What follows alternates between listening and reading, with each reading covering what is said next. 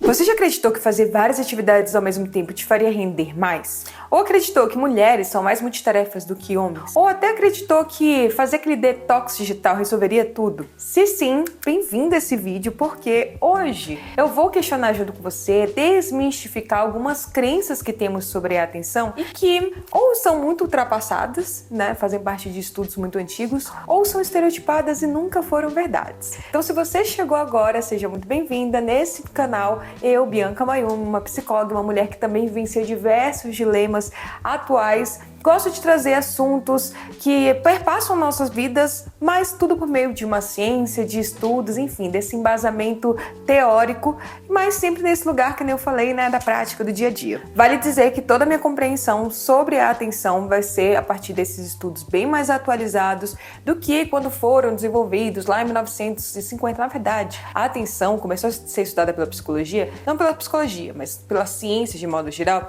em 1890. Mas a gente vai trazer, né, toda essa repercussão hoje da atualidade, de contextos, esse olhar interseccional e também das próprias redes sociais, da internet, aqui para serem colocadas na mesa e por uma ótica diferente. Então, em vez de a gente entender que a atenção é só uma questão individual, que depende de força de vontade, a gente vai considerar 4 aspectos: a pessoa, a tarefa, estruturas sociais e o ambiente. A ideia é a gente sair daquela lógica de culpa e responsabilidade individual e começar a ter mais consciência de tudo que pode interferir na nossa atenção. E se você gosta desse tema, gosta dessas análises, já deixa o like, se inscreve. A gente tá crescendo cada vez mais aqui nesse canal, tô gostando muito. E também comenta para eu saber se tá fazendo sentido para vocês, o que mais vocês querem ouvir e ver aqui para eu trazer esses assuntos, tá bom? Mas sem mais enrolações, o primeiro mito que eu quero trazer para vocês é que conseguir realizar multitarefas é algo positivo. Gente, isso é uma grande falácia. Porque há essa ideia de que se eu fizer várias coisas ao mesmo tempo, eu tô conseguindo otimizar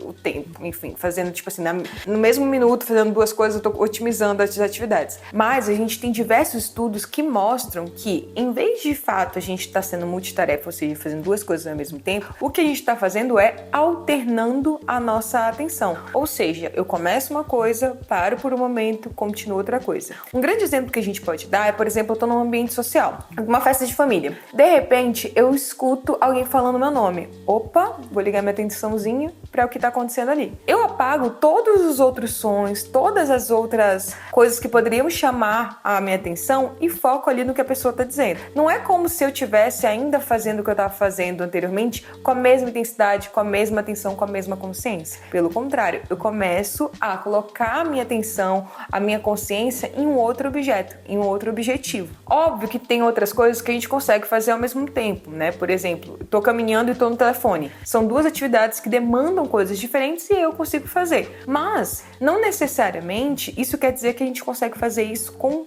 atividades que demandam um maior nível de atenção. Porque essa alternância, ela tem um custo de reorientação sobre a nossa atenção. Então, ela exige que o nosso cérebro recupere o fio da meada, reconstrua o contexto e reorganize os próximos passos. Tem um livro que eu tô lendo que fala que, por exemplo, é como se na nossa mente tivesse um quadro branco. E aí eu tô focada na minha atividade junto, escrevendo lá no quadro branco, organizando as ideias. De repente, eu mudo de tarefa e começo a fazer outra. É como se eu apagasse tudo, escrevesse essas novas informações e reorganizasse isso. Ou seja, o que a gente tá fazendo é o quê? Estamos precisando de mais tempo para fazer uma atividade, na verdade, essas 2 atividades ou mais atividades, com uma menor qualidade. O que a gente tem dados que mostram que aumentam os erros, mas não só isso. Tudo isso vai impactar no nosso emocional. Porque quando a gente tenta compensar essa continuidade, o que muitas vezes a gente faz é tentar acelerar aquela atividade. E acelerar uma atividade pode sim manter aquela entrega, a gente consegue entregar aquelas 2 atividades, mas tudo isso tem um custo. A maior tensão, cansaço e até podemos chegar a uma maior irritabilidade. Em contextos de trabalho ou entrega que a gente tem assim de prazo, o que a gente costuma ouvir é essa exaustão ansiosa. Se entreguei tudo, mas o custo emocional foi alto. Quem nunca viveu isso no dia a dia? Tô fazendo uma tarefa, de repente aparece uma notificação, eu tenho que responder alguém, vou tentar voltar para a atividade,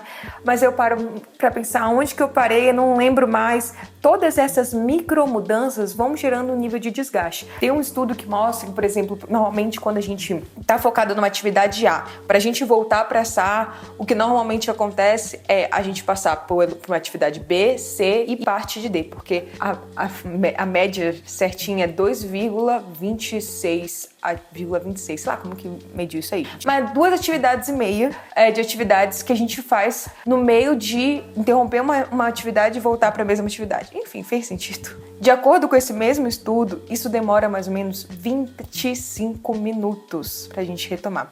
Além disso, existe um custo para nossa atenção voltar a estar da mesma forma que antes, que normalmente, se eu não me engano, a gente até consegue no mesmo dia, mas assim, demoram muitos minutos, às vezes até horas, pra gente estar no mesmo fluxo de pensamento, sabe? E aí eu não tô te falando, gente, parem de ser multitarefas. Por quê? Eu sei que muitas vezes isso é uma exigência até, se espera disso de nós.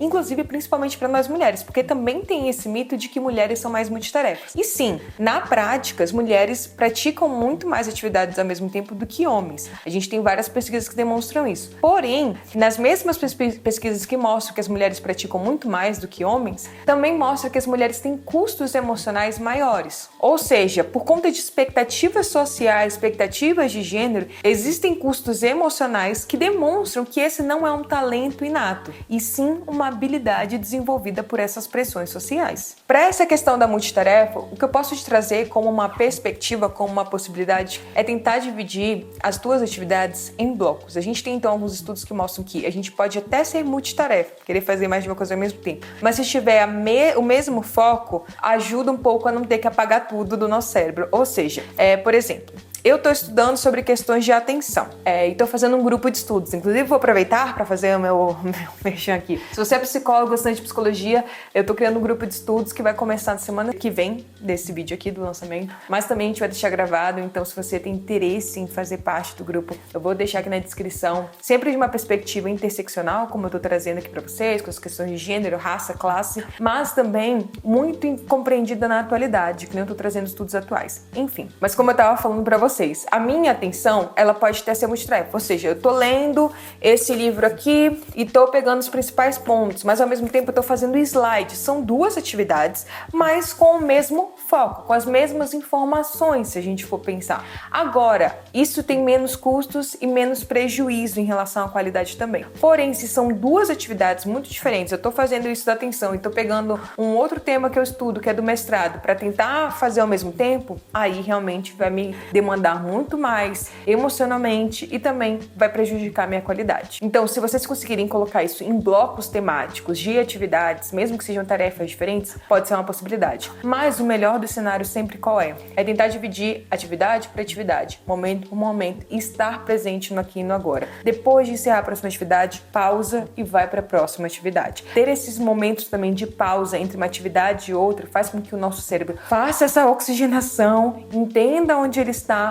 consiga se recuperar. Porque a nossa atenção, a nossa presença, ela não é um recurso ilimitado. Então a gente precisa também desse espaço de reabastecer. E isso envolve pausa, o fazer nada. E seguindo nessa lógica, bora pro segundo mito, que é: a atenção só depende de força de vontade. Uma grande falácia, né, gente? Essa é uma ideia que pode ser muito sedutora, ainda mais pro momento de agora, que eu já conversei com vocês em outros vídeos, que a gente busca essa sensação de controle da narrativa. Então, se eu penso, e é o que muitas vezes é vendido, que a atenção é só um recurso que só depende de mim, só depende da minha vontade, se eu me organizar, se eu fizer acontecer, eu vou estar atenta. O que isso faz? Faz com que eu entenda, pronto, tá tudo nas minhas mãos, o que não é uma realidade. E esse tipo de perspectiva, na verdade, faz muito sentido para os estudos lá de trás, de 1950, 1960, que começaram a trazer na psicologia os estudos de atenção. E que sim, colocavam a atenção como a escolha de uma pessoa colocar a sua presença, o seu foco apenas em um objeto. O que hoje já foi completamente questionado, já foi desconstruído e já temos outras perspectivas e novos estudos que mostram que a atenção não depende só da vontade de um indivíduo. Como eu falei para vocês, envolve questões de recursos pessoais, então, da saúde da pessoa, do sono, como ela tá naquele dia, em emoções, inclusive até questões, por exemplo, para nós mulheres, ciclo menstrual vai afetar, além de outras questões cognitivas que vão depender de pessoa para pessoa. A atenção também vai depender da tarefa, ou seja, a complexidade dela, se aquilo é novo ou não para mim. O ambiente que a gente tá também vai gerar impacto, ou seja,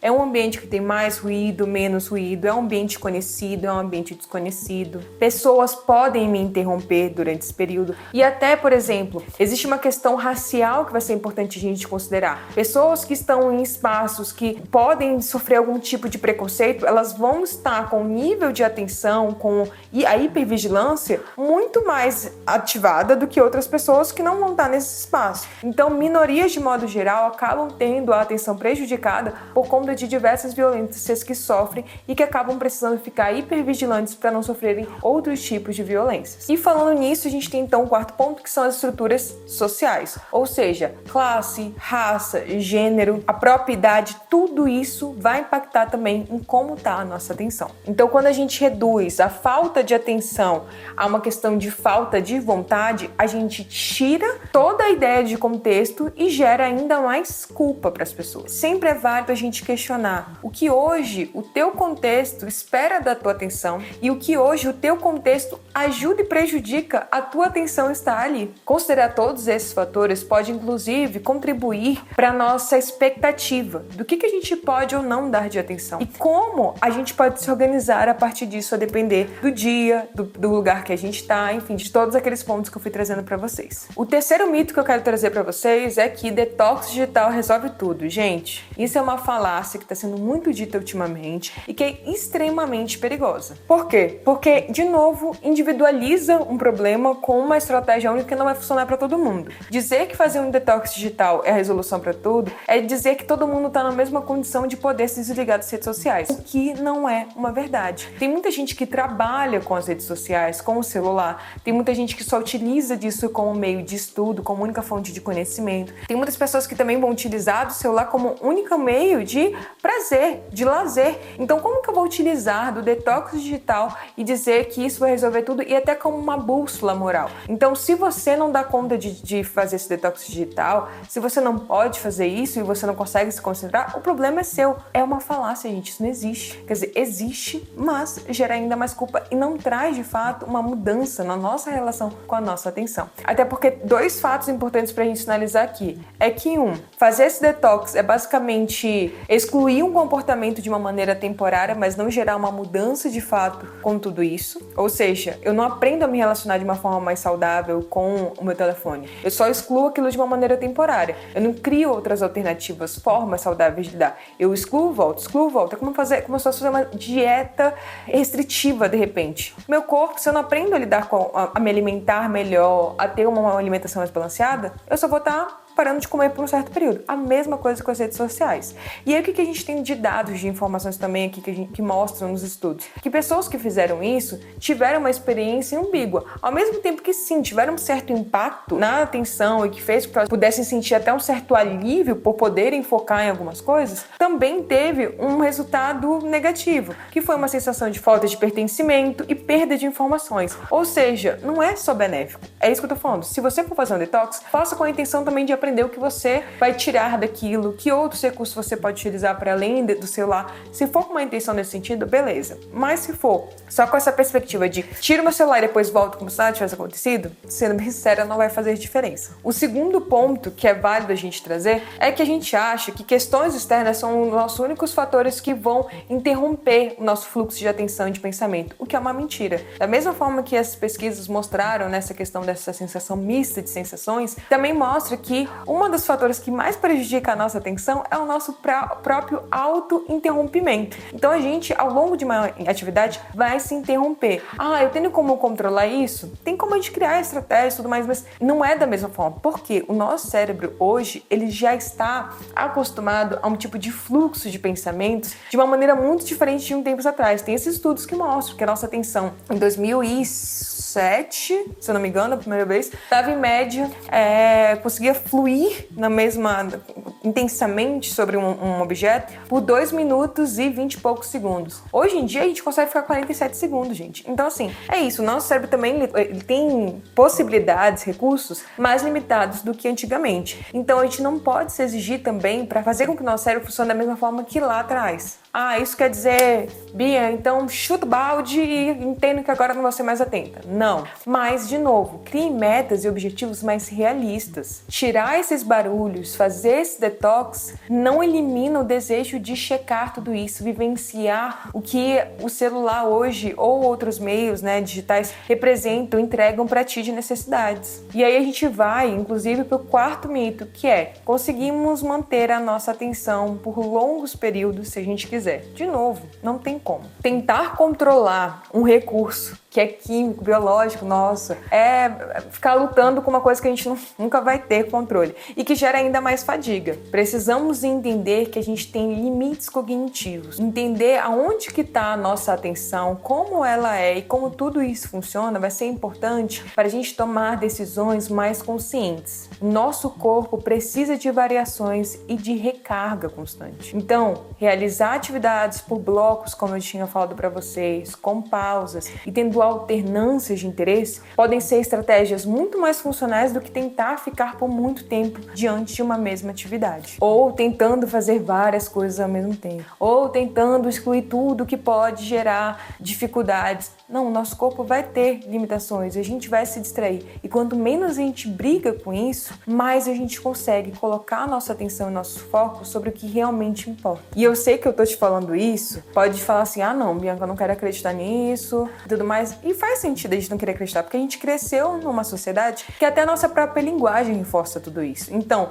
você perdeu o foco, mantenha o foco, preste a atenção como se tudo fosse escolha. Mas precisamos entender que como humanos, nem tudo está nas nossas mãos. Nem tudo está no nosso poder, na nossa posse de escolher. Se algum desses mitos você já acreditou, ou se você já caiu na pegadinha, me conta aqui nos comentários, porque vai ser muito importante. E lembre-se, você não dar conta hoje em dia de ter a atenção que tempos atrás, ou que esse jeito ideal que muita gente prega por aí, não é falta de caráter, é questão de contexto. Pensar em um contexto ideal, perfeito, faz com que a gente se distancie ainda mais do possível e de estratégias reais. A partir de tudo isso que eu te falei, tenta avaliar como reorganizar teu ambiente, redistribuir as tuas tarefas e negociar expectativas mais coerentes com a tua realidade. E me conta aqui nos comentários quais são as mudanças que você pode fazer para que a tua relação com a atenção seja mais gentil e com menos culpa. Espero que tenha trazido novas reflexões para vocês. De novo, eu convido vocês, se você for um psicólogo, estudante de psicologia, para fazer parte do nosso grupo de estudos.